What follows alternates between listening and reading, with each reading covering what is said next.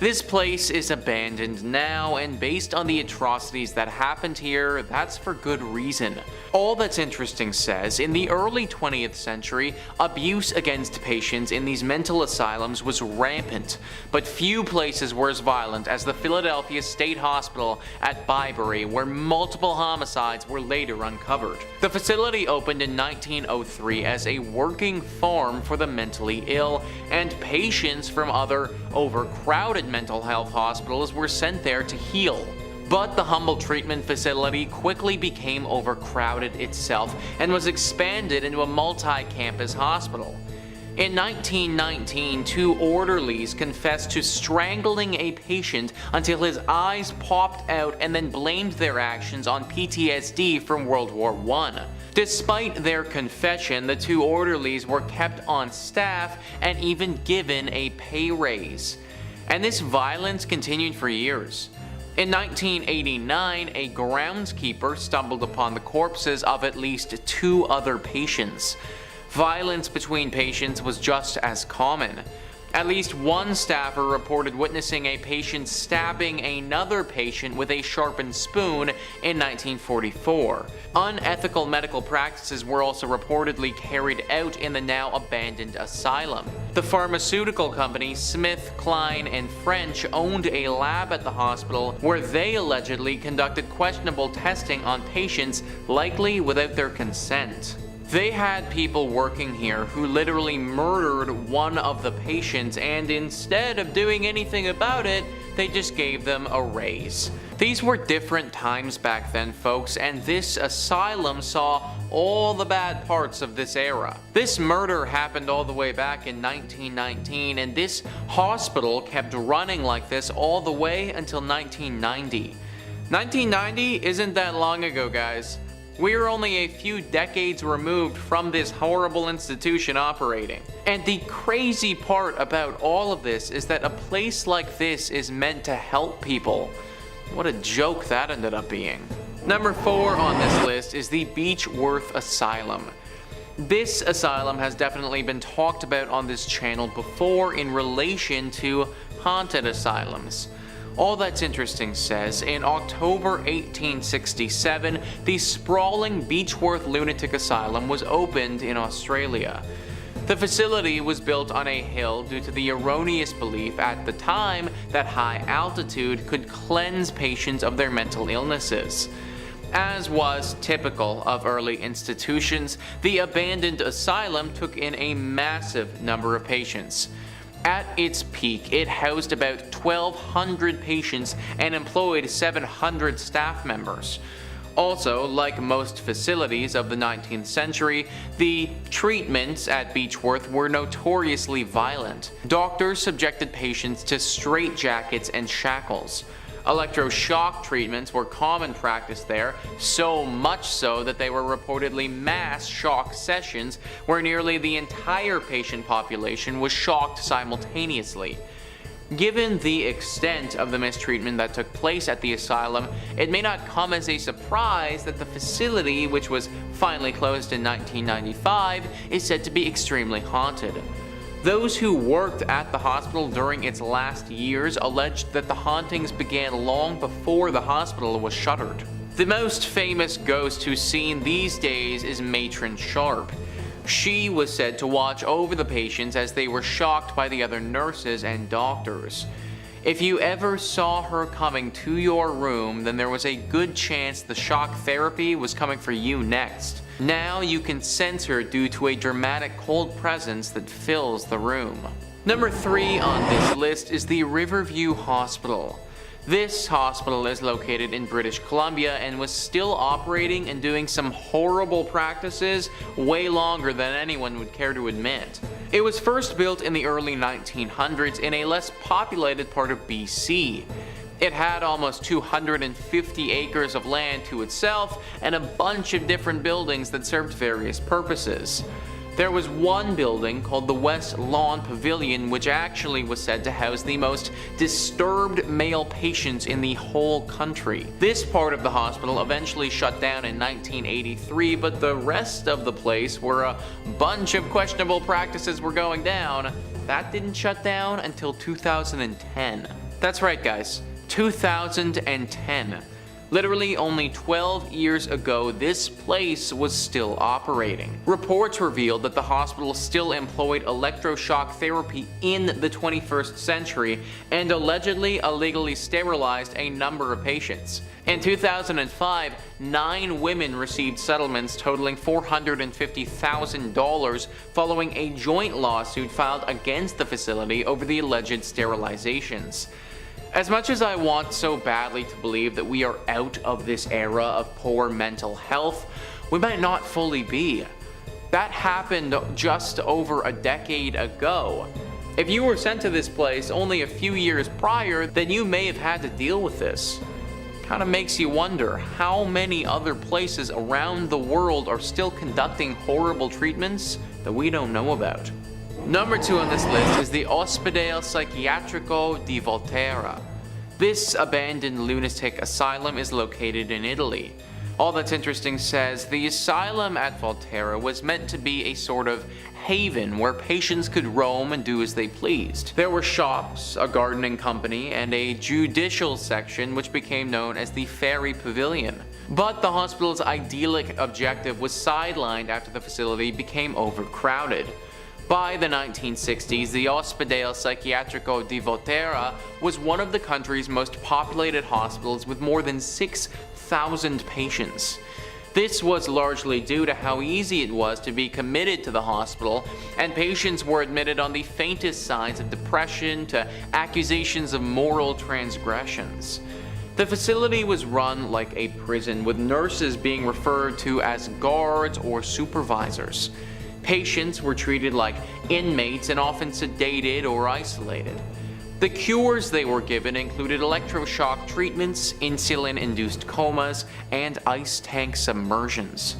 Patients at the Volterra facility suffered immensely until the hospital was abandoned in 1978 following the passage of the Poveglia law, which mandated the closure of all mental hospitals in Italy. I didn't even know that ice tank submersions or insulin-induced comas were a real thing. I just thought stuff like that existed in shows like Stranger Things, but that actually happened. Last I checked, an insulin-induced coma isn't gonna help anyone with schizophrenia. Number 1 on this list is the Willard Asylum. Once again guys, we have an asylum who initially wanted to help people but ended up doing the exact opposite. All That's Interesting says Willard was a state-of-the-art facility that featured a gymnasium, arts and craft classes, a movie theater, and even a bowling alley. It was meant to be a place where people living with mental illnesses could either devote themselves to their recovery or live in a safe and active environment. One of the hospital's main missions was to treat patients with the goal of preparing them to rejoin society. Despite this ideal, the hospital fell victim to the incomplete ideas and harsh treatments of its day. Patients were still subjected to electroshock therapy and ice baths, and some patients were kept at the asylum until their deaths. Many were buried under unmarked tombstones that still dot the abandoned asylum's grounds. The hospital was finally shut down in 1995. Perhaps most tragic about the asylum's history, however, was the discovery of hundreds of suitcases that were found cataloged in the hospital's attic upon its closure. These were the belongings of patients who died in the hospital and were unclaimed by next of kin. The staff was apparently unable to throw these mementos away. Hundreds of suitcases, guys. Not 1 or 2 or 10, hundreds. That's hundreds of people who died here and were put in unmarked graves. Hundreds of people who died here and whose families either didn't care enough about them to go claim their belongings or were never informed that they died. I'm so happy that times have changed and the stigma around mental health and its treatment is lifting. 100 years ago, the last thing you would have wanted is to have someone try and help you with whatever it is that you're dealing with. Number 5. Whittingham Hospital, England. Whittingham Hospital, located in England, is notorious for its spine-chilling reputation as one of the most haunted places within the United Kingdom. This branching psychiatric facility was originally founded in 1869 as the Whittingham Asylum. The hospital is riddled with a long and dark history that continues to intrigue the curious minds of paranormal enthusiasts, dark tourists, and even just casual onlookers. The hospital was meant to be a place of hope, where those suffering from mental illnesses could seek treatment and solace. But over the years, Whittingham Hospital's reputation took a dark turn. Substantiated claims of overcrowding, inadequate care, and the mistreatment of struggling patients began to surface, casting a dark shadow over the institution. As the hospital's population inflated, the claims and stories of its dark side only grew. One of the most haunting aspects of Whittingham Hospital comes from its now abandoned state. The facility officially closed its doors in 1995. The large complex consists of many interconnected buildings, all of which are said to be riddled with bouts of paranormal activity. It's not uncommon for curious visitors to report odd encounters, strange noises, and unexplained phenomena within the hospital's halls. One of the most famous ghostly entities said to roam the hospital is that of a nurse known as Nurse Edith. According to legend, Nurse Edith was deeply committed to her patients and worked tirelessly during her time at Whittingham. Some believe that her spirit lingers in the hospital, continuing to care for the patients who suffered there, even in their afterlives. Aw, that's kind of sweet. Visitors have reported hearing the sound of airy footsteps and the rustling of a nurse's uniform, even though the building is completely void of the living. Another ghost associated with Whittingham Hospital is the Lady in White. And guys, I'm starting to think that this Lady in White is actually just everywhere, because I swear to the heavens almighty that she has appeared in every single ghost video I've done. Is she like a ghost celebrity? Is she going on a world tour? Are people just really not creative and the only name they can think of is the lady and a vague descriptive feature? What would I be called? The lady with curls? Sorry, anyway.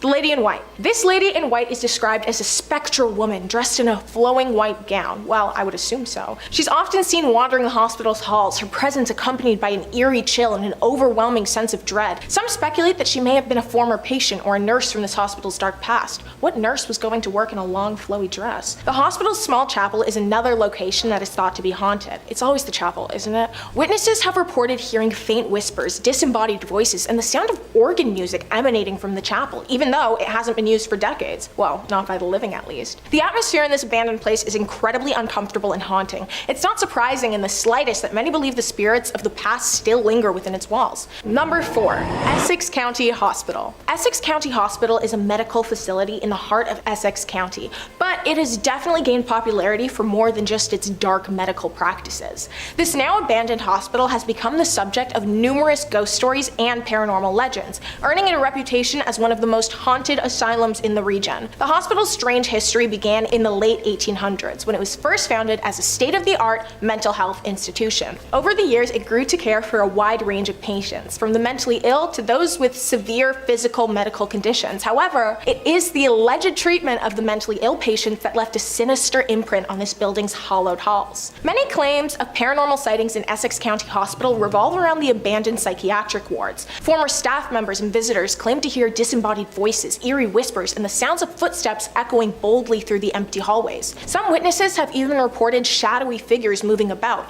only to vanish into thin air when approached. These strange entities are thought to be tormented souls, leading some to believe that the hospital's troubled history has left broken, lingering spirits behind. One of the most chilling stories surrounds a former nurse who is said to still roam the hospital's near-empty corridors. It's said that she was driven to madness by the relentless demands of her job and eventually took her own life during one of her regular shifts. Visitors and paranormal investigators have even reported encountering her ghostly figure, dressed in an old nurse's uniform, wandering aimlessly and emitting an energy plagued by sorrow. The morgue of the hospital is another area where paranormal activity is frequently reported. Witnesses have claimed to hear strange, unexplained noises and have also felt sudden drops in temperatures. Some have even reported seeing figures of patients who passed away within the hospital's walls wandering around. Essex County Hospital's notoriety has attracted paranormal investigators from everywhere. Many have conducted extensive research within the building, managing to capture unexplained phenomena on audio and video recordings. Legends and ghost stories have only intensified the hospital's supernatural reputation. Residents avoid the area at night, and honestly, props to them, they're smart. Don't walk near the creepy abandoned hospital filled with scorned creatures alone at night. Night is when the bad things happen. Night is when there is definitely something chasing you as you run up the stairs after turning off the light. Skeptics often scoff at the claims of ghostly encounters, but the giant volume of reported paranormal activity can't be ignored. Whether you're a plain-minded skeptic or a curious believer in the supernatural, Hospital, the stories surrounding this abandoned hospital continue to intrigue anyone who hears its unsettling story. Number 3. Danvers State Hospital. Danvers State Hospital, located in Danvers, Massachusetts, has a twisted and haunted history that has managed to capture the imaginations of paranormal enthusiasts and the curiosity of brave urban explorers. It's considered one of the most well-known and haunted asylums within the United States. Danvers State Hospital was constructed in 1874 and was originally known as the State Lunatic Hospital at Danvers. It was designed by an architect as a sprawling Kirkbride plan institution. This design was highly preferred in the 19th century due to its focus on natural light and, more importantly, patient comfort.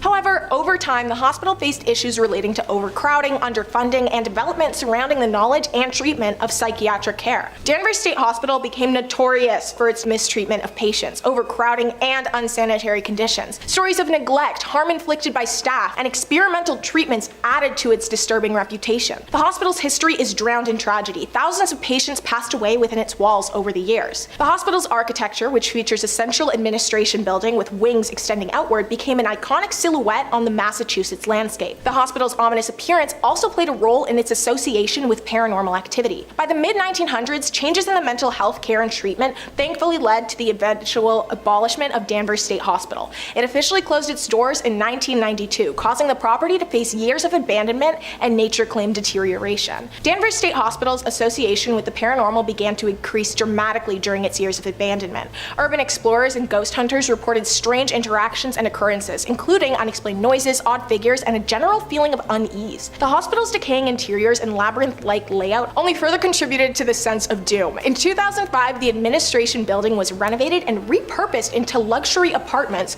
known as the Residences at the Page School. However, the other wings of the hospital were demolished to make way for new things. The history and haunting even inspired a 2001 horror film called Session 9, which was set and actually partially filmed on the real hospital ground. Despite the changes to the property and the demolition of much of the hospital, Danvers State Hospital remains a symbol of the troubling history of mental health care in the US. Number 2. Old Changi Hospital, Singapore. The Old Changi Hospital, located in Singapore, is a haunting relic of the past, notorious for its eerie and unsettling history, like many others here. This abandoned medical facility with its dark past and countless paranormal encounters has become the focus of local legends and a location of paranormal fascination. The hospital was built in the early 1930s and was initially used as a military hospital for British forces. During World War II, it witnessed significant trauma and suffering while it was used as a prisoner of war camp by the Japanese. The hospital's history is tainted by atrocities committed during the Japanese occupation. Many prisoners of war, including Allied soldiers and civilians, suffered unspeakable horrors within its thick walls. Claims of torment, brutality, and death all contribute to the building's dark and unsettling presence. After the war, the Old Changi Hospital continued to serve as a medical facility, but its patients began to experience strange displays of paranormal activity. The stories of the paranormal activity soon began to spread throughout the hospital. Visitors and staff often reported hearing strange noises, disembodied voices, and witnessing oddities from another dimension. Commonly reported encounters include sightings of shadowy figures, the sounds of footsteps in empty corridors, and mysterious unexplained events. One of the most well-known stories associated with the hospital is the Lady in Red. According to the legend, a woman dressed in red is often spotted aimlessly roaming through the hospital's hallways. Some believe that she may be the spirit of a nurse from the hospital's past, forever trapped within its walls.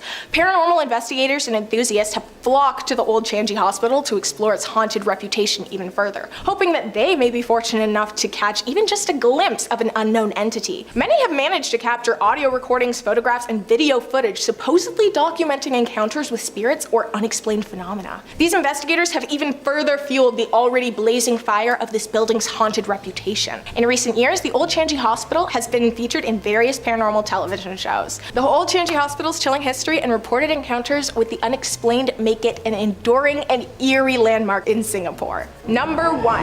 Pennhurst State School and Hospital. Pennhurst State School and Hospital, found in Spring City, Pennsylvania, has a sinister history full of allegations surrounding the serious neglect and harmful mistreatment of its residents. This tragic past has given rise to numerous claims of paranormal activity, turning Pennhurst into a hotspot for ghost lovers, paranormal investigators, and curious minds. Pennhurst was established in 1908, initially intended to be an institution for the care and treatment of individuals with neurodivergent brains and serious mental health impairments. Because anyone who was neurodivergent back then was classified as legally insane. However, over the decades, like many others on this list, the facility became overcrowded, understaffed, and plagued by claims of inhumane treatment towards its patients. Reports of physical and psychological harm, as well as overcrowded and unsanitary conditions, created a lot of controversy and upset in the community. Not enough for them to do anything about it, but in their heads, they were very upset. The mistreatment and neglect of residents at Pennhurst eventually led to its closure in 1987, after over 80 years after the doors first opened. The facility was abandoned and left to be forgotten and taken over by nature, but the stories of the cruel suffering endured by its residents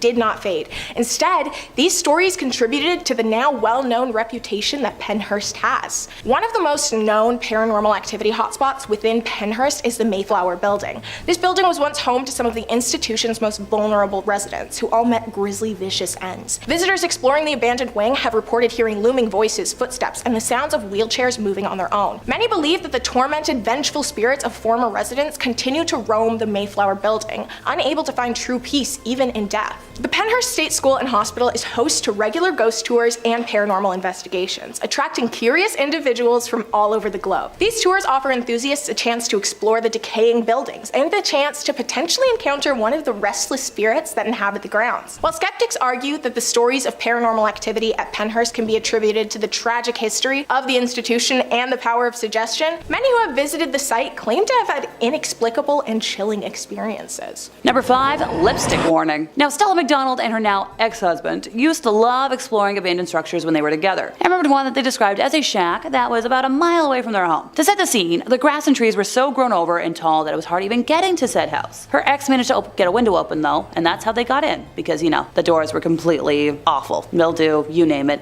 Ugh. I think this is where I interject a warning to not do this yourself, don't do this at home, and if you ever feel the need to urban explore, for the love of everything, please do it safely. So Stella described what they found as a time capsule, with piles of expensive furniture and stuff covered with really dusty sheets. Apparently though, everything looked really high quality and expensive. Like even the wallpaper was nice. It was creepy how it seemed like the former residents just walked away from all of it in the 1950s or 60s, and how awful the exterior seemed in comparison. Once again, she called it a shack, not me. So the kitchen was upstairs, which was pretty odd, but the duo ventured up there, and then there's this huge arch opening into like a gentleman's type man cave. Stella made a note that once again, there was a plethora of expensive furniture and who knows what else. So she stood in the archway while her ex rummaged through all of the unknown clutter. Now off to the side of the arch was a huge mirror leaning against the wall. So she used it, she wanted to like check her hair, make sure there's no spider webs in it. Honestly, just the thought of that makes me want to take a shower. No, thank you. Stella took maybe 3 steps away from the mirror to tell her ex that she wanted to leave because it felt like there was a presence right beside her. And when she returned in front of the mirror, she saw that the words "Get out" were suddenly scrawled out in bright pink lipstick that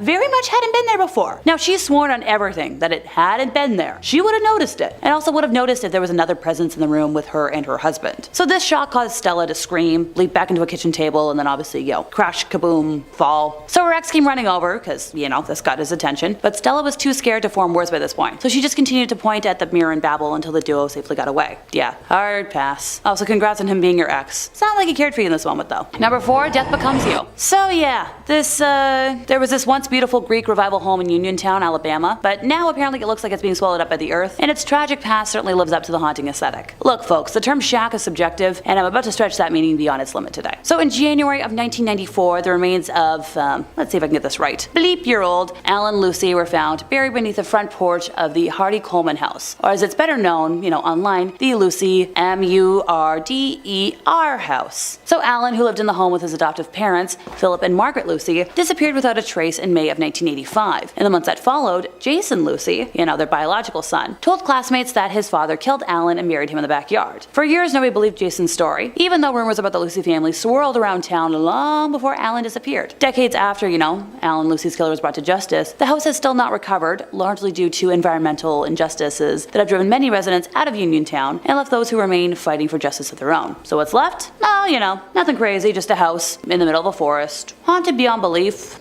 Lots of bad mojo there. Number 3, a hiking adventure gone wrong. So this tale comes along courtesy of Grant Charbonneau, who along with his buddy Mike embarked on a hiking adventure on the day after he turned 18. So armed with a compass to navigate the labyrinth of trails, the duo set out to conquer the longest route leading to a camping spot deep within the forest. The color-coded paths ensured they stayed on course, but fate had other plans for the friends. As they ventured along the red route adorned with a tent emblem, a dilapidated sign hinted at an old dirt road, tempting them to deviate from their original plan. Intrigued by the mystery it promised, they forged ahead, discovering an abandoned place concealed by nature's, reclaiming of it. A desolate structure covered in graffiti and bearing ominous signs of warning. Let's just see, what did it have? Oh right, the classic, keep out, private property, and trespassers will be, kaboomed, for lack of a better word. Undeterred by the foreboding messages, the boys breached the door's defenses, revealing a time-forgotten interior frozen in the mid-1980s. Dust-covered relics, wild boar, and stag heads adorning the walls painted a picture of abandonment and eerie stillness. Now their curiosity pushed them further. Mike ascended upstairs while Grant explored the kitchen. The disconcerting ambiance heightened as they stumbled upon a locked door beneath the stairs. Now, this is where I personally would be running for the hills, because if something is locked, it should probably stay that way, but I'm sure you and I can both guess how this story is about to go, otherwise I wouldn't be mentioning it. Determined, the boys broke the chains and uncovered a hidden staircase leading to a basement. And not just any basement, one harboring a bizarre secret. So their flashlights illuminated a room filled with glass cases, each veiled in layers of dust. As they wiped away the grime, they were met with grotesque wax-like figures clad in various dresses. Now finally, we've got a chill running down their spines, but oh, just wait till we get to the center case. There, suspended in eternal bondage, was a clothed human figure, a haunting display of the macabre. A yellow-stained envelope nearby contained a handwritten note, revealing the twisted mind behind this morbid collection. The author, a self-proclaimed collector, detailed a dark journey from taxidermist to a connoisseur of preserved human beauty. His words, not mine. Each victim, immortalized in wax, became a macabre masterpiece in this gruesome gallery. Overwhelmed by revulsion, the boys finally made their escape, leaving the forest and its secrets behind. The note, a testament to the deranged mind that lurked in the shadows, became their only link to a truth that the authorities struggled to unravel. Now, as the guys sat in the safety of Grant's car, the weight of what they witnessed began to sink in. So this forest, once a realm of adventure, kinda now bore the stain of unspeakable horrors. And the abandoned house stood as a silent witness to the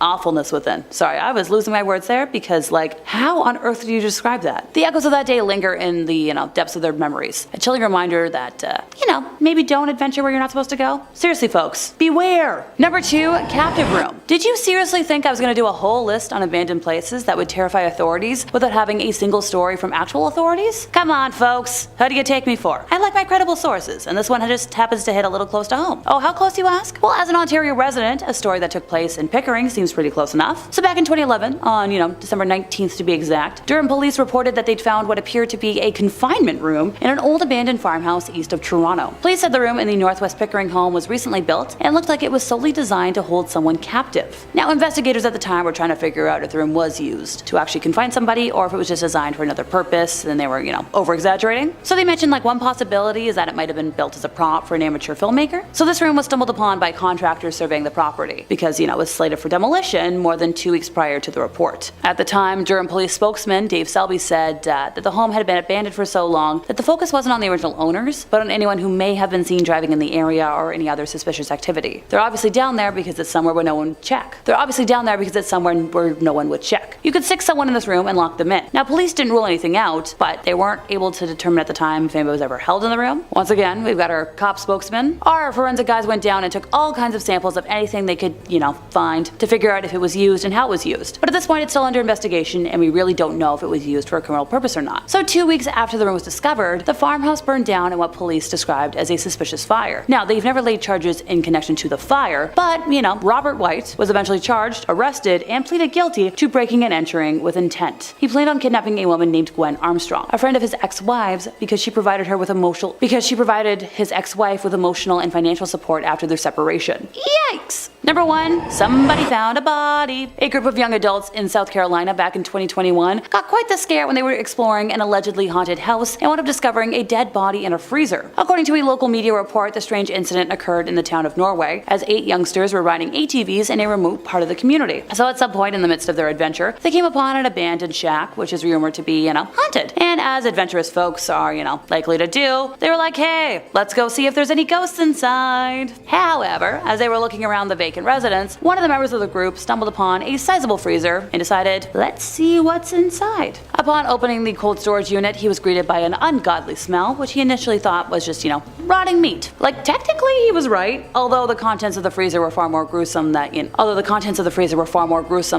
some old pork chops. That's because on closer examination, he realized that the meat was wearing jeans and socks. So the would-be ghost hunters called the cops, who arrived on the scene to collect the body for an autopsy to figure out the identity of the deceased. It is believed that the body inside the freezer had been there for months and could possibly be the victim of foul play. As for the adventurous youngins, it would seem that they are now haunted by something far more unsettling than a ghost, the stench from the rotting corpse. One of them said, "I heard that once you smell a human, you can't ever forget it." And he's like, yeah, I can still smell it right now. Number 5, the Warner Brothers Jungle Habitat. Originally opening on July 19th of 1972, this park closed its doors by 1976, which is a really bad timeline for a theme park that was technically never completed. The first time Jungle Habitat made headlines was only months after it first opened for business, when an Israeli tourist named Abraham Levy was riding through the safari in a taxi cab and decided to roll down the window to get a better look at some of the animals roaming about. 2 lions attacked the car and mauled the 26-year-old tourist, causing lacerations to his face and shoulder. He took credit for the harm, citing his own foolishness, which helped to dodge a media onslaught.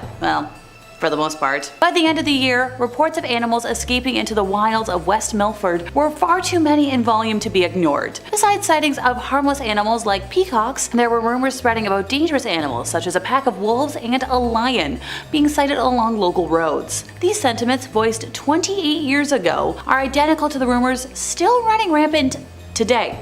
Yep, you heard me, today. Tales told by West Milford residents who have looked out in their backyards include wandering ostriches and a band of baboons running amok in the town's pharmacy. Emus, baboons, and even wolves are just some of the uncaged critters which were known to have escaped the park. I feel like I found the origins for the Night at the Museum franchise. On July 8th of 1974, a 68-year-old visitor from Long Island was grabbed by the trunk of a baby elephant, which then slammed her against a fence and bit her. The woman, Elizabeth Ennis, was later awarded $200,000 by a court. In an account in the New York Times, she claimed the elephant bit her on her right hand, and because of the trauma incurred by being slammed into the fence, she had persistent pain in her right side that prevented her from lifting heavy items. Her husband was awarded $5,000 for loss of companionship. So the animals at the park also had a tendency to damage the cars that passed through. An e-museum for the park says that tigers like to bite and pop car tires, and monkeys like to rip antennas off of cars. Sounds like a lack of good animal training and boundaries to me. So right after the park closed in 1976, some animal carcasses were left outside. This pile grew until 30 animal bodies, including that of an elephant, a bison, a camel, some zebras, were all left lying until April, when the ground had thawed enough to finally bury what was left of the bodies. The 6 months that they were left exposed was a violation of state laws, which stated that any animal should be buried within 48 hours of its death. Despite this violation, Warner Brothers was not sanctioned. Jungle Habitat is gone now, but not forgotten. Reports of mysterious kangaroo sightings in remote corners of West Milford still turn up from time to time. Number 4, Under the Sea Gone Wrong. Disney's River Country was the first water park at Walt Disney World, and possibly the first themed water park ever. Look, as much as I love Disney World, and I'm mentally planning my next trip back, I'm here to call a spade a spade. Some consider River Country to be the first water park anywhere, but that depends on how you define a water park. Yes, River Country opened almost a year before Wet n Wild in Orlando, but there were public pools and lake parks with water slides and other aquatic play equipment long before River Country opened. So just as Disneyland had reinvented the amusement park 21 years earlier, River Country reinvented aquatic recreation. The water park's grand opening was on June 20th of 1976, and on Thursday, August 28th of 1980,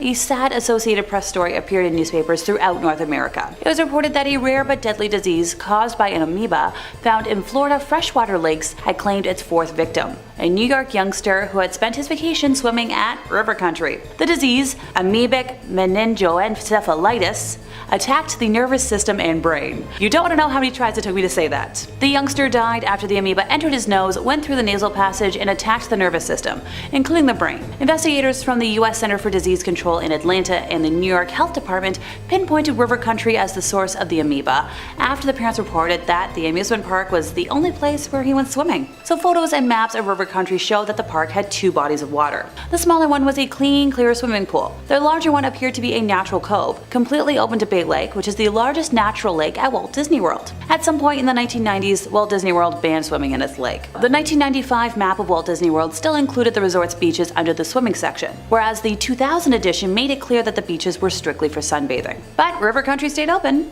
There was never another death from amoebic, very long word that I'm not going to try and say again, linked to River Country. But there were 2 drownings, one in 1982 and the other in 1989. So River Country had its normal seasonal closing at the end of the 2001 season, but when the time came for it to reopen for the 2002 season, it didn't. River Country never reopened. Number 3, Joyland deaths. Located in Wichita, Kansas, Joyland once featured state-of-the-art rides and attractions, holding a reign of 55 years of fun and joy. Today, the once popular park is being reclaimed by nature, piece by piece by piece. So Joyland came into existence on June 12th of 1949 and was founded by Lester Ottaway and his sons, Herbert and Harold. Herb Ottaway had a passion for steam engines and race cars, and he refurbished both types of vehicles. By 1934, Herb had refurbished a miniature steam locomotive and cars and was traveling with them to county fairs in Kansas and Colorado. Joyland was open to give Herb's refurbished locomotive a more permanent home. As the attraction became more popular, the Ottaways eventually added a number of different rides and games to the amusement park. Lester Ottaway passed away in the mid-1950s, and his sons continued running Joyland until the early 1970s when they decided to retire. Joyland was then sold to Stanley and Margaret Nelson, who owned the park until it closed its doors in 2004. Joyland featured attractions such as a wooden roller coaster, which I love, a wacky shacky dark ride, a log jam, a sky coaster, bumper cars, a carousel, and a Ferris wheel. On April 6th of 2004, a 13-year-old girl was enjoying a Ferris wheel ride with her friends when the restraint bar holding them in came undone. The young girl fell more than 30 feet, suffering multiple head, arm, and leg injuries. The Ferris wheel was immediately closed while both private and federal investigators looked into whether everything was safe and up to code. The ride was later reopened after these investigations were wrapped up.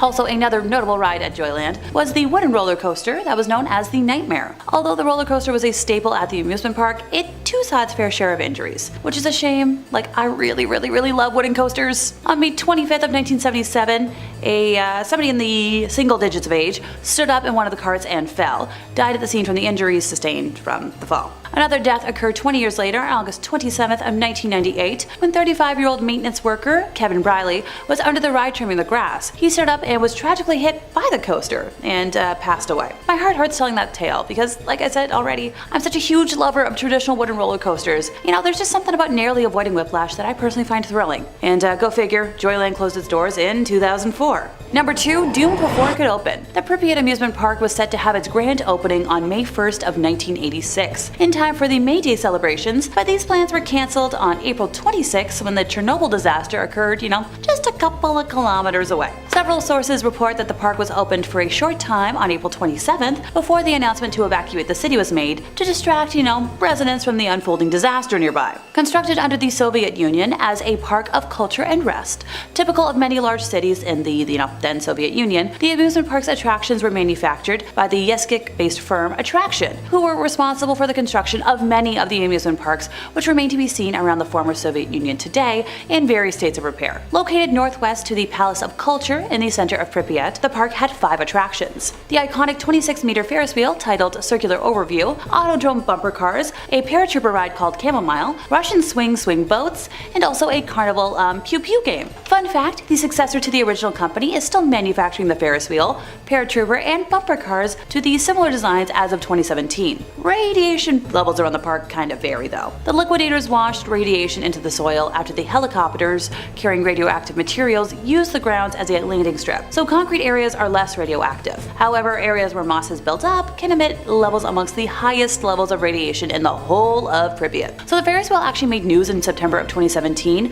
when Polish tourists turned it mechanically for the first time since 1986. Thankfully, they returned it back to its original position, but kind of neat that it could still work. Number 1, a cursed history. Lake Shawnee Amusement Park opened its doors in 1926 when proprietor Conley Snidow Sr. purchased the land. His vision to build a place for local families to relax and enjoy time together was realized as the coal miners from local towns descended on it each year, making it a fantastic destination for summer vacations. The park was full of activities. It featured a man-made swimming lake, a racetrack, concessions, and cabins for visitors, looking for an overnight stay. The big cornerstones were the Ferris wheel and the swings, 2 rides that were popular with everyone who spent time at the park. And you know what? That all sounds pretty idyllic to me. Tragedy, though, began to grip the amusement park in the 1950s, when several deaths shocked locals. A young girl's life ended on the swing ride when a delivery truck backed into her seat, killing her in place. Another youngster lost his life when he drowned in the swimming pool after his arm got stuck in a drain pipe. And by 1966, this amusement park closed its doors to the public, and the land sat dormant for decades. In the 1980s,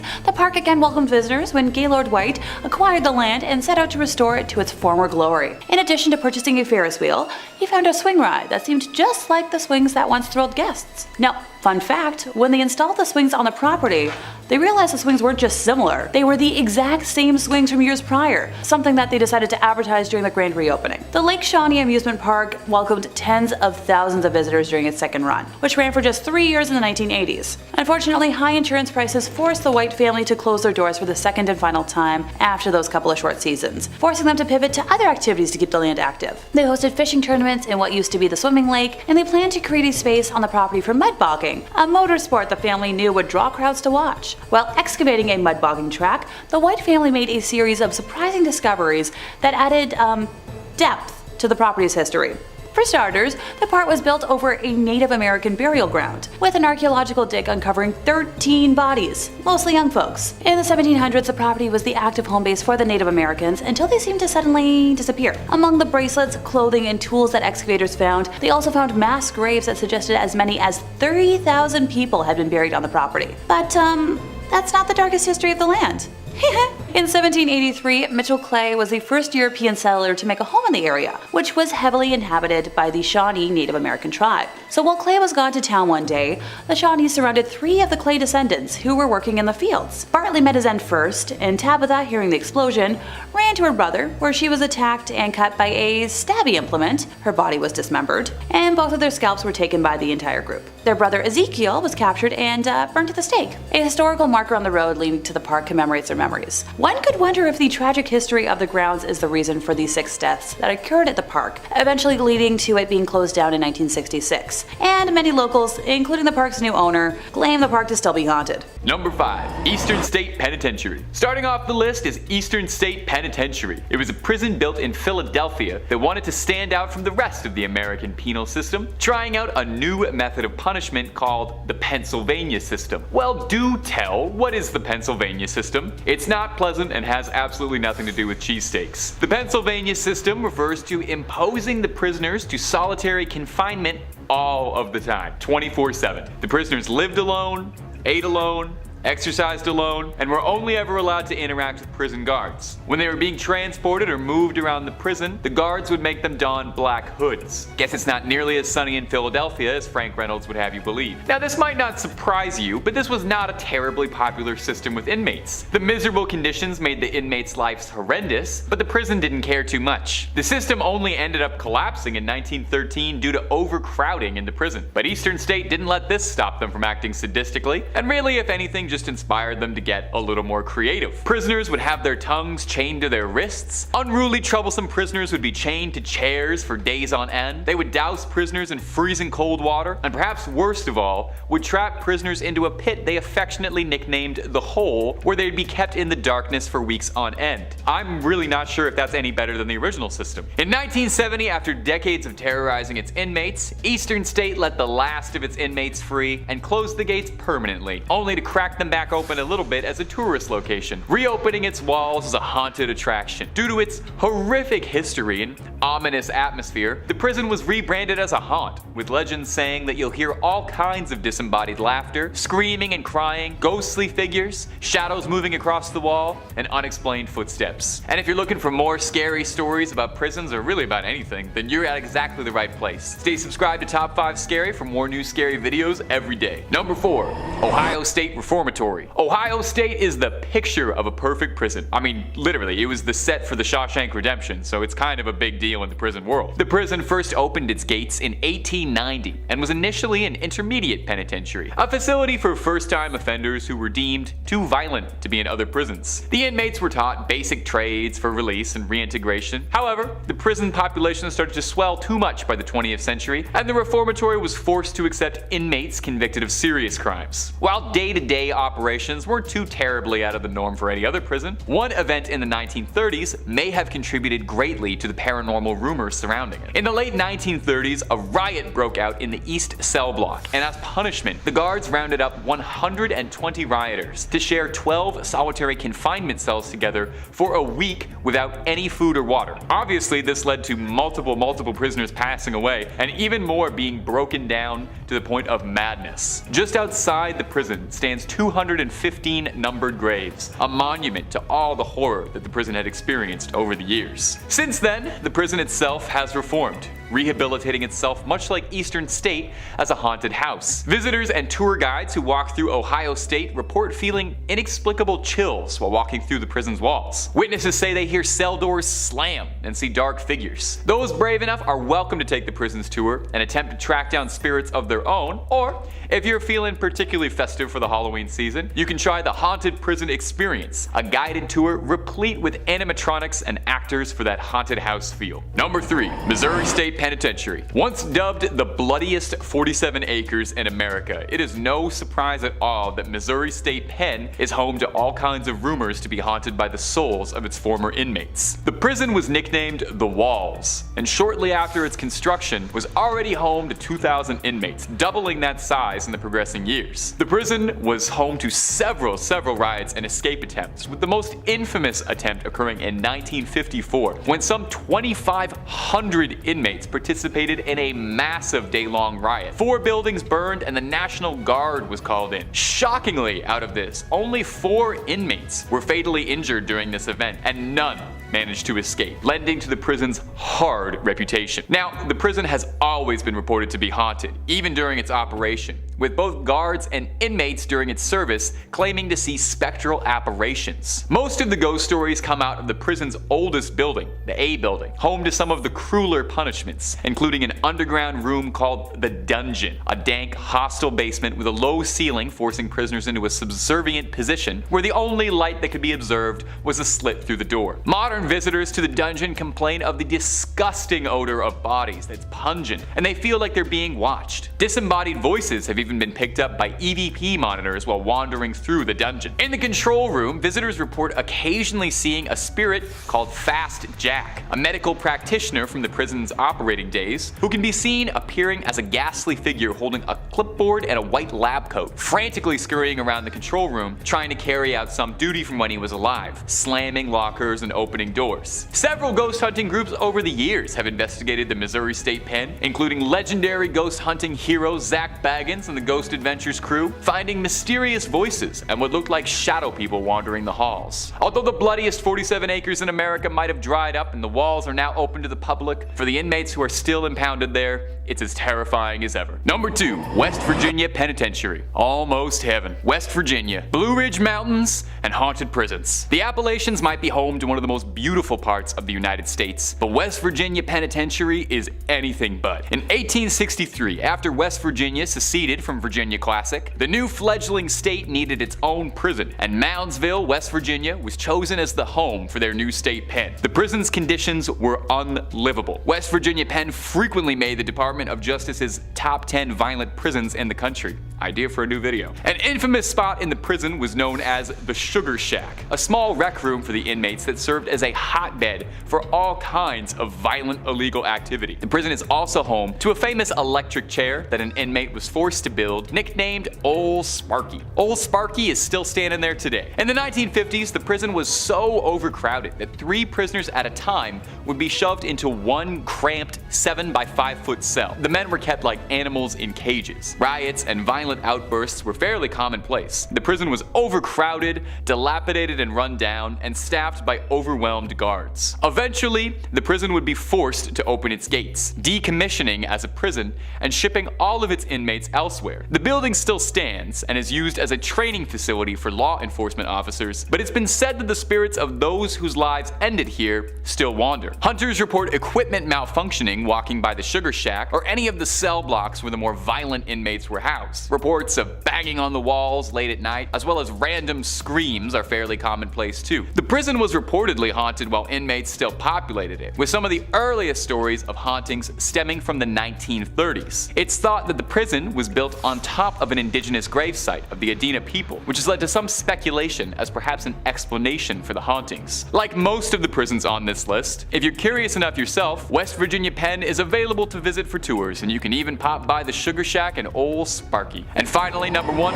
Alcatraz. Alcatraz might very well be the United States' most infamous prison. On Alcatraz Island, just outside of San Fran, lies the notorious jail, built to house America's most deadly inmates, like Al Capone, Arthur Barker, or George Kelly. It was home to a legendary breakout that was made into a film, Escape from Alcatraz, and also set the stage for Michael Bay's action classic The Rock, which was about breaking into Alcatraz. The prison was built to drain the hope out of inmates, to break the spirits of the most rebellious inmates, and was legendary for its awful conditions. Tiny cramped cells, indifferent guards, and frequent bouts of violence and riots were all commonplace. It was once referred to as the Great Garbage Can of San Francisco, where every other federal prison dumped their worst apples. So it's no surprise, given its brutal conditions, that the island is home to several spirits and hauntings from souls that just can't move on. Most ghost investigators report that the hottest spot for paranormal activity in the building is cell 14D, a cell that was also nicknamed the Hole. Gotta wonder if they borrowed that from Eastern State. It was where the most unruly prisoners would be kept when they were being difficult. It's been said that even walking by 14D, you'll immediately feel something's wrong, as if a dark presence or energy is in the room with you. An inmate once spent his last days in 14D, screaming that he was being hunted by an otherworldly creature. Visitors report hearing crying and moaning while walking through cell blocks A, B, and C, where most of the population would have been kept. It's said that a ghost named the Butcher walks through these halls after an inmate named Butcher Malkowitz, a mob hitman, was whacked by another inmate. Now, if this isn't enough haunting for you, some dark tourists also report hearing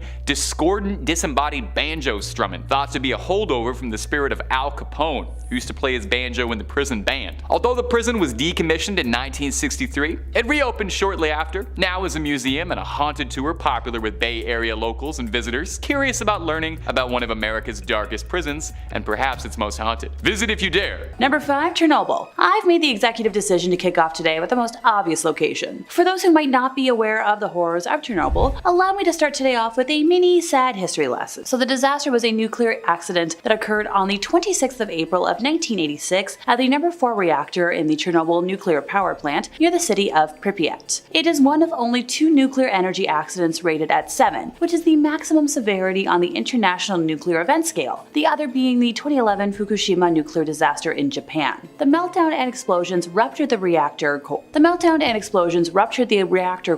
and destroyed the reactor building. So this was immediately followed by an open-air reactor core fire, which lasted until May 4th of 1986, during which airborne radioactive contaminants were released and deposited onto other parts of the USSR and Europe. Approximately 70% landed in Belarus, around 16 kilometers away. The fire released about the same amount of radioactive material as the initial explosion. In response to the initial accident, a 10-kilometer radius exclusion zone was created 36 hours after the accident, from which approximately 49,000 people were evacuated, primarily from Pripyat. The exclusion zone was later increased to a radius of 30 kilometers, from which an additional 68,000 people were evacuated. Following the disaster, Pripyat was abandoned and eventually replaced by the new purpose-built city of Slavutych. In July of 2019, the Ukrainian president announced that the Chernobyl site would become an official tourist attraction. Immunology experts recommend that tourists wear clothes and shoes they are comfortable with throwing away, avoid plant life, especially the depths of the forest due to the high levels of radiation. Oh, why? Oh, just because the areas were not cleaned in the aftermath of the disaster and remain highly contaminated. Research showed that fungus, moss, and mushrooms are radioactive. So among the buildings that were abandoned were multiple schools, with the small city having 15 preschools for just under 5,000 attendees. Most of the buildings in the city are practically empty, but not the schools. School books and class magazines were clearly of no value to looters, and city residents were more worried about saving at least something from their personal property, leaving the buildings almost intact, minus the effects of being left empty over time. Moving on to other places of note, the Pripyat Amusement Park was set to have its grand opening on the 1st of May in 1986, in time for the May Day celebrations, but those plans were cancelled on April 26. Several sources report that the park was opened for a short time on the 27th before the announcement to evacuate the city was made to distract the residents from the unfolding disaster nearby. Constructed under the Soviet Union as a park of culture and rest, typical of many large cities in the then Soviet Union, the amusement park's attractions were manufactured by the firm Attraction, who were responsible for the construction of many of the amusement parks which remain to be seen around the former Soviet Union today in various states of repair. Located northwest to the Palace of Culture in the center of Pripyat, the park had 5 attractions: the iconic 26-meter Ferris wheel titled Circular Overview, the Autodrome bumper cars, a paratrooper ride called Chamomile, Russian swing boats, and also a carnival shooting game. Fun fact, the successor to the original original company is still manufacturing the Ferris wheel, paratrooper, and bumper cars with a similar design as of 2017. Radiation levels around the park vary. The liquidators washed radiation into the soil after the helicopters carrying radioactive materials used the grounds as a landing strip, so concrete areas are less radioactive. However, areas where moss is built up can emit levels amongst the highest levels of radiation in the whole area. So the Ferris wheel actually made news in September of 2017 when Polish tourists turned it mechanically for the first time since 1986, later returning it to its original position. As much as it would be fascinating to explore history, I'll wait till it's a little less detrimental to my health. Number 4. The Paris Catacombs. Deep underground the city of Paris are hundreds of miles of tunnels in a complex network that is one of the oldest in the world. It's a darker city that few tourists experience due to the high risk of danger. People often get lost. The walls can also collapse at any moment, so many who venture there wear miners' helmets. There's no electricity among the endless winding canals. There's no electricity amongst the endless winding canals, corridors, and crypts filled with mounds of unidentified skulls, which are estimated to be about 6 million deceased Parisians. There are parts so tight that you have to lie on your belly and slither forward like a worm to get through. Only a small section of the catacombs is accessible to tourists, while the rest has been illegal to enter since 1955. Look, I'm not saying you shouldn't explore the tourist accessible areas. Heck, I want to visit those myself, but stay out of the illegal areas. Urban explorers who frequent the catacombs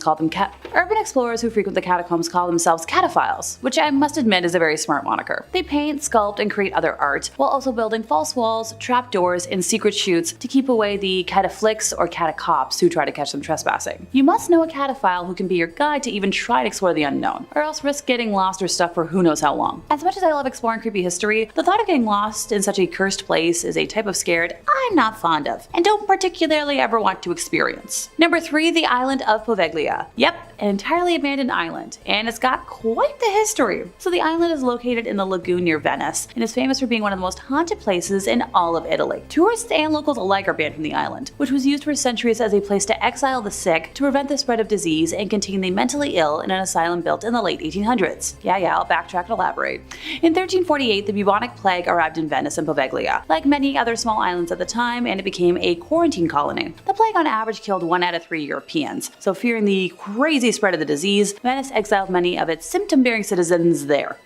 Go! At the island center, the dead and those too sick to protest were burned on giant pyres. This included the tens of thousands of Venice citizens dying on the mainland. These fires were burned once more in 1630 when the Black Death again swept through the city. A small island was used as a mass burial ground, and ashes from human remains make up as much as 50% of the island's soil, so I hope it's a good fertilizer. The deaths of nearly 160,000 people on the island have given it its nickname, the Island of Ghosts. A doctor at the asylum was known to have experimented on patients with crude lobotomies and jumped from the bell tower in the 1930s after claiming he'd been driven mad by ghosts. Decades later, nearby residents claimed to still hear the bell, although it was removed many years earlier. A report titled Haunted History states that some restoration work has started in recent history, but abruptly stopped without explanation, so maybe this is one spot on today's list that I don't want to visit, ever. Number 2. Bodie State Historic Park. Formerly a genuine gold mining town located east of the Sierra Nevada mountain range in Mono County, California, and now a national landmark, it is known as one of the best preserved ghost towns in the world. It is named after W.S. Bodie, first name unknown, but rumored to be either William or Waterman, who discovered gold in 1859 in an area now known as Brody Bluff. He tragically passed away in a snowstorm that same winter and was never present for what came to be. According to pioneer Judge McClinton, the district's name was changed from the proper spelling of B-O-D-E-Y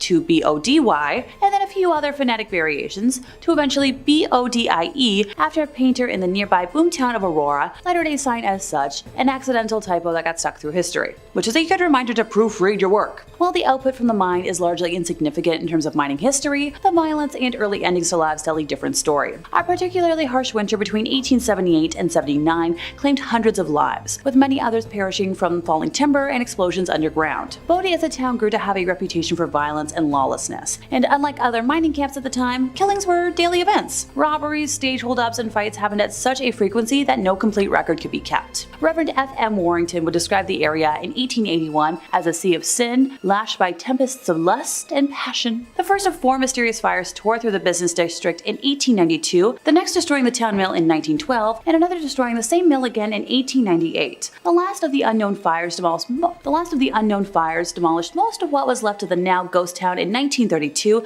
taking many lives too soon in the process. When the last producing mine shut down after 1945, very few people were left living in what was left of the town, and all eventually met untimely ends. ends. One man shot his wife unprompted, and 3 other men from the town took it upon themselves to take his life for the act. According to historians, the ghost of that man would visit the 3 men after his passing, shaking his fist and appearing as if he was cursing them out. Those men soon died of mysterious diseases and illnesses. Visitors to the area have reported meeting spirits that leave them feeling suffocated, seeing doors open and close on their own, and rocking chairs that may or may not have a menacing older lady staring them down, or even the empty chair rocking on its own. Nowadays, if you remove anything from the land, even like a little pebble, you'll be cursed with remorse and tragedy. The curse is upheld by the ghosts of residents past, who guard against thieves and protect the town's treasures. So kleptos, steer clear or be cursed. Number 1. Plymouth. The Caribbean island of Montserrat was quite the getaway spot in the 1980s after music producer Sir George Martin opened a recording studio there called Air. The appeal of working with his team and spending a few weeks or months recording in a tropical paradise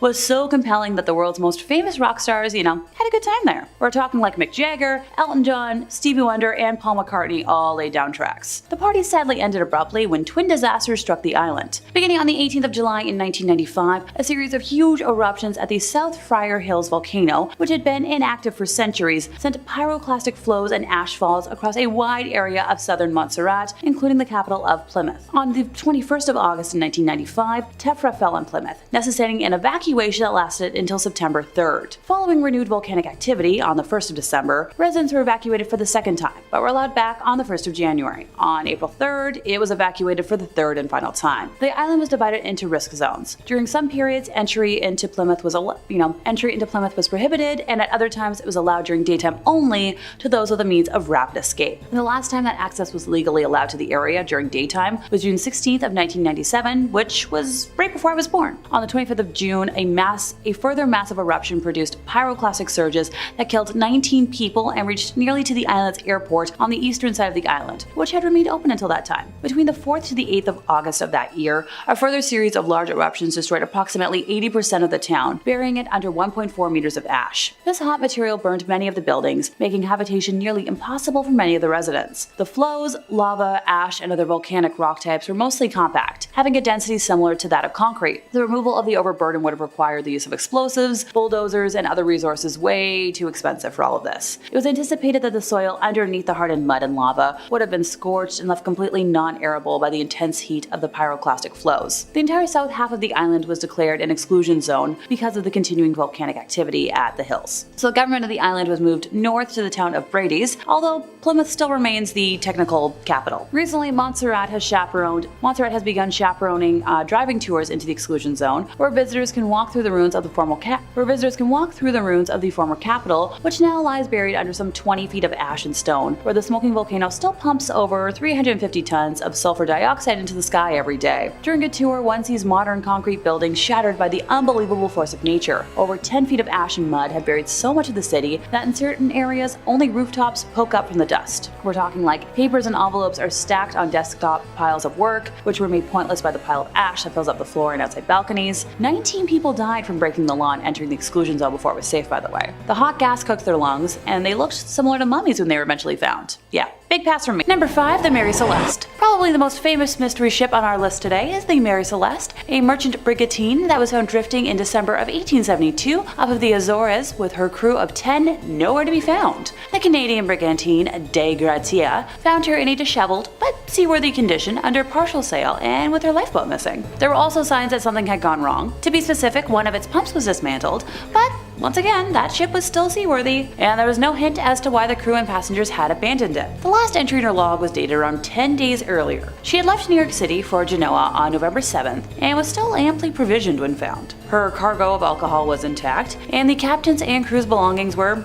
undisturbed. None of those who had been on board were ever seen or heard from ever again. Among the missing was the captain, his wife, and their very young daughter. On December 23rd of 1872, during a court hearing to try and establish just what happened, Frederick Soliflude, who was the Attorney General of Gibraltar, ordered an examination of the Mary Celeste, which was carried out by John Austin, surveyor of shipping, with the assistance of a diver, Ricardo Fortunato. Austin noted cuts on each side of the bow, caused by a sharp instrument, and found possible traces of scarlet fluid on the captain's sword. His report emphasized that the ship did not appear to have been struck by heavy weather, citing a vial of sewing machine oil found upright in its place. Now, Austin did not acknowledge that the vial might have been replaced since the abandonment, nor did the court raise this point. Fortunato's report on the hull concluded that the ship had not been involved in a collision or run aground. A further inspection by a group of Royal Naval captains endorsed Austin's opinion that the cuts on the bow had been caused deliberately. They also discovered stains on one of the ship's rails that might have been bodily fluids, together with a deep mark possibly caused by an axe. These findings strengthened Flood's suspicions that human wrongdoing, rather than natural disaster,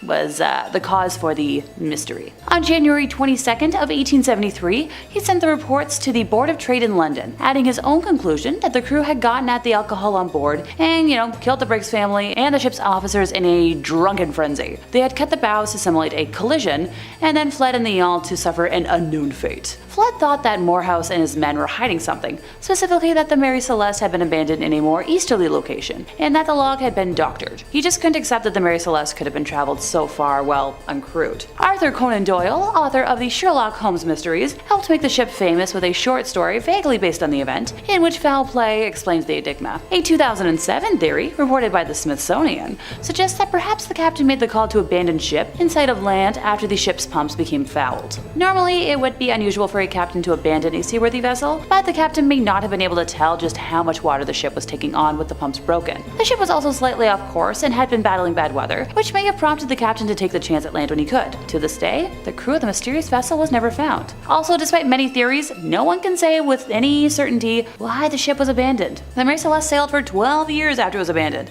and finally struck the Rochelle Reef off of the coast of Haiti and became stuck there. And it's still there. It was discovered in 2001. Let me know what your theory is in the comments. Number 4, the Carroll A. Deering. This ship was built in Bath, Maine in 1919 by the G.G. Deering Company for commercial use. One of the last large commercial sailing vessels, the ship was designed to carry cargo and had been in service for a year when it began its final voyage to Rio de Janeiro, Brazil. So the cargo ship and its 10-man crew successfully made it to Rio de Janeiro in 1920, despite needing to change captains when its original one fell ill, but something strange happened on its way back to Virginia. A lightship keeper in North Carolina said a crewman who didn't seem very officer-like reported the ship had lost its anchors while the rest of the crew was milling about suspiciously. The ship was still in good condition when it was spotted from Cape Hatteras on January 31st of 1921 before it was torn apart on the Diamond Shoals. Another ship spotted the Carroll A. Deering near Outer Banks the next day in an area that would have been a strange course for a ship on its way to Norfolk, Virginia. Now, if someone wants to fight me on that pronunciation, I swear I consulted a couple of friends who live in Virginia for that one. The following day, a shipwreck was spotted,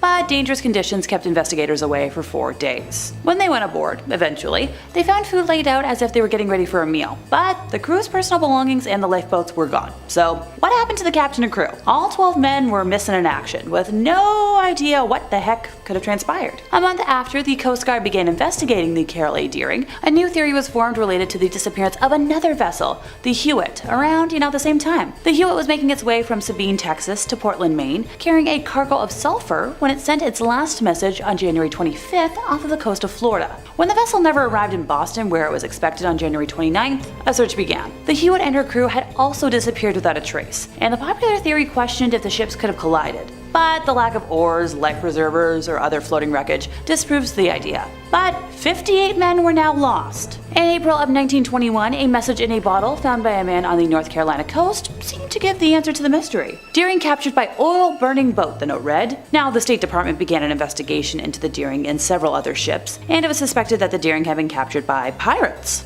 Arr. Then the newspapers began reporting the possibility of a Bolshevik plot to steal the ships, cargo, and crews and somehow whisk them all away to Russian ports. By September, however, it was discovered that the message found in the bottle, the only real evidence of what may have happened to the crew, was in fact written by the man who supposedly found it.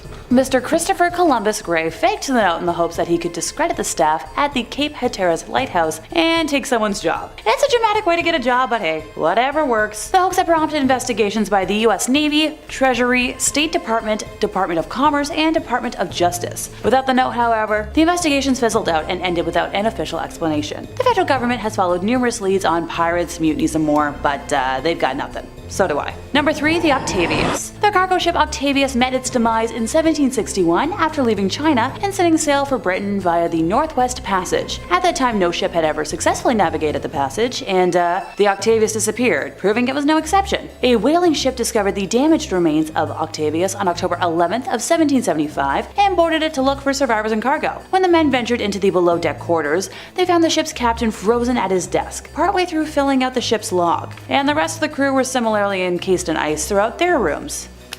Brr. The whalers snatched up the ship log and fled the Octavius, leaving behind all, including the first and last entries, which were stuck to the desk. The log revealed that the Arctic temperatures and ice captured the Octavius around 250 miles from Barrow, where all those aboard perished on November 11th of 1762. The whalers, however, found the boat near Greenland, meaning it somehow made its way through the Northwest Passage, even with its crew frozen solid. Look, while Frozen might not be my favorite Disney movie ever, did anyone think to check in with Elsa or any of her ancestors? This just seems like a magical accident that could easily be undone. I'm just saying. Number 2, the MV Joyita. This ship was a 70-foot luxury yacht built in Los Angeles in the United States and launched in 1931. Roland West, who was a famous Hollywood director in the 1920s and 30s, was the first owner of the ship, naming it after his wife, Jewel Carmenil, calling the ship Joyita, which means little jewel in Spanish. The ship spent much of the 1930s cruising the west coast of the United States under both Roland West and its subsequent owner, Milton Beacon. It became a Pacific patrol boat during the Second World War, patrolling the seas around Hawaii. Although she sustained minor damage after running aground and had some of her components replaced with lower quality materials, she remained largely intact and in good shape after the end of the war, and by the 1950s was being used as a fishing charter vessel. On October 3rd of 1955, the ship left Apia in Samoa to sail to the Tokelau Island, a journey of about 270 miles. Only one of her 2 engines was running due to equipment failure at the last minute, but the journey was considered safe given its short distance and the favorable weather conditions. So it was carrying medical supplies and wooden construction materials on board and had no dangerous cargo. She also carried 25 people, 16 crew, and 9 passengers, and the journey was expected to last around 48 hours. The ship was reported as overdue 3 days later, and no distress calls had been received. Flying boats from the New Zealand Air Force patrolled the same area that it was thought to be in for almost a week, covering a huge area of open water, but found nothing. Finally, almost 5 weeks later, on November 10th, the merchant ship Tuvalu, traveling to the Funafuti Atoll more than 600 miles to the west, saw a ship drifting ahead of them. The ship did not respond to hails from Tuvalu, and the captain decided to investigate further. Investigation showed that the ship was empty. The crew and passengers were missing, and tons of cargo from the ship was lost. So while the ship itself was perfectly fine and in no danger of sinking, there was some evidence that something had happened on board. Parts of the bridge and accompanying rooms above the waterline had been damaged, and there was broken glass inside. In addition, stained bandages were found on deck, along with a doctor's medical bag. The one working engine was found covered in mattresses, but with sufficient fuel for it to operate, and the second engine was still partially disassembled and therefore non-functional. And all the clocks on board were found to have stopped at the exact same time, 10:25 p.m. Rather spooky. The communications radio was turned to 2182 kHz, an internationally recognized distress frequency. However, the radio itself was found to not work and was not broadcasting, something which may not have been obvious to the crew. Oh, and all the lifeboats were missing. Some of the story about what happened on the Joyita can be pieced together from what was found by the official maritime inquiry. Like, for example, it's clear what had caused the initial problems on the ship. A corroded pipe, one of those replaced during the Second World War, was found to be leaking, and this allowed water to enter into the hull. It is very unlikely that the crew would have been able to find the source of the leak in open water. The damage to the superstructure of the vessel seemed to be unconnected to the problems they were experiencing, but may have added to the sense that the vessel was heavily damaged. The attempts to send out a distress signal and the lack of response may have led to a rising panic amongst those on board. The fact that whatever had happened had occurred at night also may have led to a lack of situational awareness, as the damage found was minor and would have been clearly recognized as such in the daytime. However, the decision to abandon the ship, if that's what happened, makes absolutely no sense. The 3 lifeboats were far less seaworthy than the ship herself, and there were insufficient life jackets for everyone on board. Furthermore, the vessel itself was perfectly buoyant even 5 weeks later, and the captain would have been experienced enough to recognize this. So while it seems that those on board decided to, leave the safety of the ship in the night and test their luck in tiny rafts, why they did this is a total mystery. Theories range from pirates, once again, to a mutiny amongst those on ship. The crew were never seen again, and this means that 25 people met their end somehow. Furthermore, despite the damage, there was no evidence of violence apart from the bandages, and these themselves suggest there was enough time for someone to administer medical assistance. No trace was ever found of the crew or the life rafts. And what caused them to abandon ship in the dark, only 50 miles short of their destination, remains a mystery to this day. Number 1, the SV Kaz II. So this is the most recent entry in our list, and it was found adrift 88 miles off of the coast of Australia, near the Great Barrier Reef, just 5 days after it set sail from Airlie Beach towards Townsville, Queensland in April of 2007. According to the investigation reports, it was sailing with a 3-person crew who were not experienced sailors. However, what happened to them remains a mystery to this day. Many believe rough weather conditions could be a reason. Others blame, pirates or even communists for the same. The vessel was found in perfect condition, except for the one sail, which had been shredded to pieces, and the 3 men were never discovered. According to investigators, they might have drowned while trying to untangle a fishing lure caught in the vessel's rudder, but others believe that a sea monster could have swallowed them. In 5th place, we have Isla de las Muñecas, Mexico. Decided to kick off today by being an overachiever. This is an entire abandoned island. The island of the dolls in Mexico is like something straight out of a horror movie, but my kind of horror movie. Located on Texuelo Lake, it is home to hundreds of hanging, slowly decaying dolls, thanks to a man named Don Julian Santana. Over 50 years ago, Don Santana left his wife and child and moved onto an island on Texuelo Lake in the Exoquimilicos canals. According to him, a young girl actually drowned in the lake in the 1950s, and Don Julian Santana devoted his life to honoring this lost soul by collecting and hanging up dolls by the hundreds. Eventually, he transformed the entire island into a doll-infested wonderland. Now, he began collecting lost dolls from the canals and the trash near his island home. He's also said to have traded produce he grew to locals for more dolls. Don didn't really clean up the dolls or attempt to fix them, but he rather put them up with missing eyes and limbs, covered in dirt, and generally in whatever ramshackle state he found them in. Even when dolls arrived in good shape, the wind and weather turned them into cracked and distorted versions of themselves. Don also kept his cabin filled with the dolls, which he dressed in headdresses, sunglasses, and other various accessories. Despite the fact that most people found the island frightening, Don saw the dolls as beautiful protectors, and he welcomed visitors, whom he would, show around, charging a small fee for taking photos. In 2001, Don Santana was found drowned in the same area in which he believed that small child had passed away. According to legend, the dolls in the island are haunted by the spirits of the dead girl, and perhaps even by Don himself. Okay, who wants to go on a road trip with me? Anyone? Oh, thanks. In 4th place, we have Pripyat, Ukraine. So Pripyat is an abandoned city in northern Ukraine located near the border with Belarus. Named after the nearby river of the same name, it was founded on February 4th of 1970 as the 9th Atomgrad, which was a type of closed town in the Soviet Union to serve the nearby Chernobyl nuclear power plant, which was located in the adjacent ghost city of Chernobyl. So Pripyat was officially proclaimed a city in 1979 and had grown to a population of around 49,000 by the time it was evacuated on the afternoon of April 27th of 1986, one day after the Chernobyl disaster, making it younger as a city at that time than I am now. Although it was located within the administrative district of Ivankiv Rayon, the abandoned municipality now has a status of City of Regional Significance within the larger Kyiv Oblast and is administered directly from the capital of Kyiv. Pripyat is also supervised by the State Emergency Service of Ukraine, which manages activities for the entire Chernobyl exclusion zone. So following the 1986 Chernobyl nuclear disaster, the entire population of Pripyat was moved to the purpose-built city of Slavutich. At the time of the evacuation, the average age of residents was about 26 years old, and the city housed 13,414 apartments in 160 apartment blocks, with 18 halls of residence accommodating up to, let's say, 7,600 single males or females, and 8 halls of residence for married couples. In terms of education, there were 15 kindergartens and elementary schools for 4,980 children, each with their own nickname, and 5 secondary schools for about 6,000 students. In 2019, it was announced that folks could start visiting the affected areas if certain health and safety procedures were followed, but I don't feel like visiting a radiation-affected city is high up on my bucket list at this point in time. In 3rd place, time to visit the Bodie State Historic Park. So formerly a genuine gold mining town, located east of the Sierra Nevada mountain range in Mono County, California, and now a national landmark, it is known as one of the best preserved ghost towns in the world. It is named after W.S. Bodie, first name unknown, but rumored to be either William or Waterman, who who discovered gold in 1859 in an area now known as Brody Bluff. He tragically passed in a snowstorm that same winter and was never present for what came to be. According to pioneer Judge McClinton, the district's name was changed from the proper spelling of B-O-D-E-Y to B-O-D-Y, and then a few other phonetic variations, to eventually B-O-D-I-E, after a painter in the nearby boomtown of Aurora lettered a sign as such. An accidental typo that's stuck through history, which is a good reminder to proofread your work.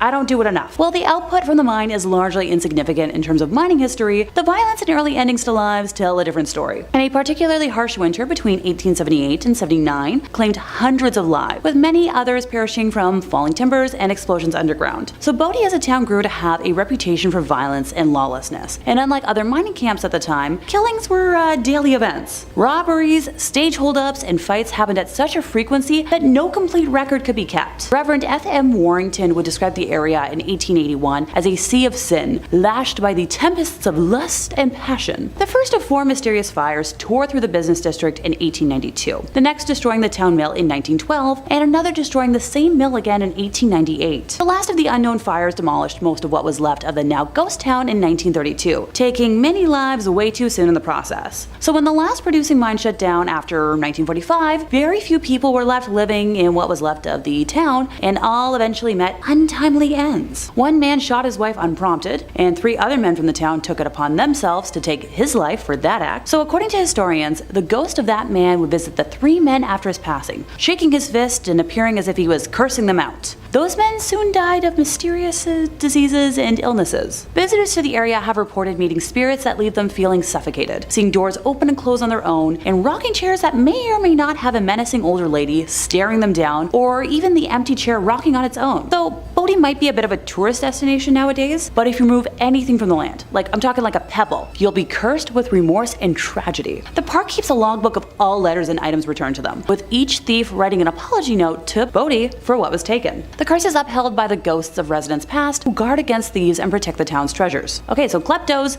steer clear or be cursed. In second place, we have the island of Poveglia. Yep, another entire abandoned island. This one's a little creepier though. So the island is located in the lagoon near Venice, and is famous for being one of the most haunted places in Italy. Tourists and locals alike are banned from the island, which was used for centuries as a place to exile the sick to prevent the spread of disease and contain the mentally ill in an asylum built in the late 1800s. Yes, I'll backtrack and elaborate. So in 1348, the bubonic plague arrived in Venice and Poveglia, like many other small islands at the time, and it became a quarantine colony. The plague on average killed 1 out of 3 Europeans, by the way. So fearing the unbridled spread of the disease, Venice exiled many of its symptom-bearing citizens there. So at the island center, the dead and those too sick to protest were burned on giant pyres. So this included the tens of thousands of Venice citizens just dying on the mainland. Those fires would burn once more in 1630 when the Black Death again swept through the city. The small island was used as a mass burial ground, and ashes from human remains make up as much as 50% of the island's soil. Cripes, I hope it's a good fertilizer. The deaths of nearly 160,000 people on the island have given it its nickname, the Island of Ghosts. A doctor at the asylum was known to have experimented on patients with crude lobotomies and jumped from the bell tower in the late 1930s after claiming he had been driven mad by ghosts. Decades later, nearby residents claimed to still hear the bell, although it was removed many years earlier. A report titled Haunted History states that some restoration work had started in recent history, but abruptly stopped without explanation. Okay, maybe this is one spot on today's list that I might not want to visit.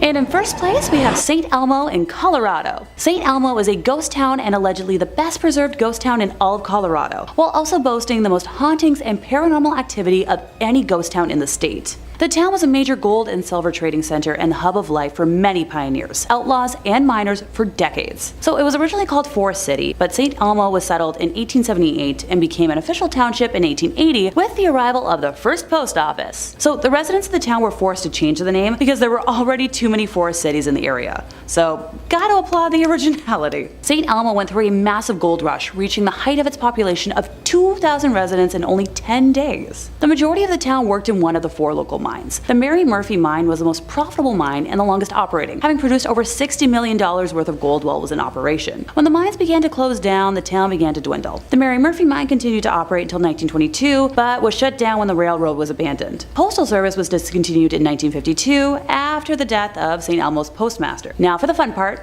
ghost stories. I saved the best for last for a reason. The most famous ghost of St. Elmo is Annabelle Dirty Annie Stark, not to be confused with the beloved Annabelle doll. This Annabelle is the descendant of Anton and Anna Stark, who arrived in St. Elmo with the Pacific Railroad in 1881. Anton was a section boss in the mines, while Anna ran the Home Comfort Hotel located on Poplar Street and the general store. Oh, and both structures are still standing today. Anna Stark was known as a cruel and harsh woman who never allowed her 3 children, Roy, Tony, and Annabelle, out in the town to mingle or work alongside what she deemed the simple town folk. Annabelle grew up attractive and passionate for the town, and her love of St. Elmo was fierce. After the death of her mother, Annabelle and Tony inherited the hotel, and the once impeccably clean establishment fell to shambles. So along with the decline of the town, Annabelle began to lose her grasp on reality. The town soon called her Dirty Annie because she would emerge in filthy clothing and her hair was in a tangled mess all the time. Finally, free of the harsh rule of her mother, most people assumed this was her quiet rebellion. Residents remember strolling the main street with her firearm loaded and hung over one shoulder, ready to protect the town from anyone who dared to threaten it. Since her death, it is told she can still be found roaming the streets. Only a short while after Annabelle had passed away, the hotel was left to a family friend whose grandchildren were playing inside the hotel, when suddenly all of the doors slammed shut and the temperature dropped 20 degrees. The children cried and screamed, and finally the room returned to the outside temperature, and the door slowly swung open. Oh, that's not the only ghost story.